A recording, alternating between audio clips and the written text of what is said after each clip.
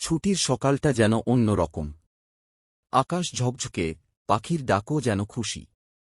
নুহাদ ব্যাগটা কাঁধে নিয়ে উচ্ছ্বাসে নানুর বাড়ির পথে রওনা দিল। অনেক দিন পর যাবে, তাই বুক ভরা উত্তেজনা। নানুর বারান্দায় দাঁড়িয়ে ছিল নানা ভাইয়া। নুহাদকে দেখেই সে হেসে বলল, এই যে আজ কিন্তু আমরা দারুণ মজা করব। দুজন মিলে আগে নানা ভাইয়া আর নানুকে গিয়ে সালাম করল। নানু আদর করে বললেন, বাহ, আজ তো আমার ঘর আলোকিত। দুপুরের আগে তারা একসাথে মসজিদে নামাজ পড়তে গেল।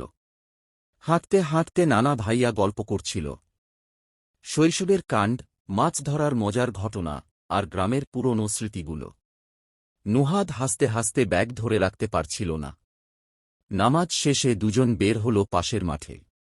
বাতাসের গন্ধ, সবুজ ঘাস, সবকিছুই যেন অন্যরকম শান্তি দিচ্ছিল। বিকেলে নানু গরম গরম পিঠা বানালেন, সঙ্গে খেজুরের গুড়। আবার নানা ভাইয়া বাজার থেকে নিয়ে এল ফুচকা আর চটপটি। দুজন বসে রীতিমতো মজার ভোজ শুরু করল।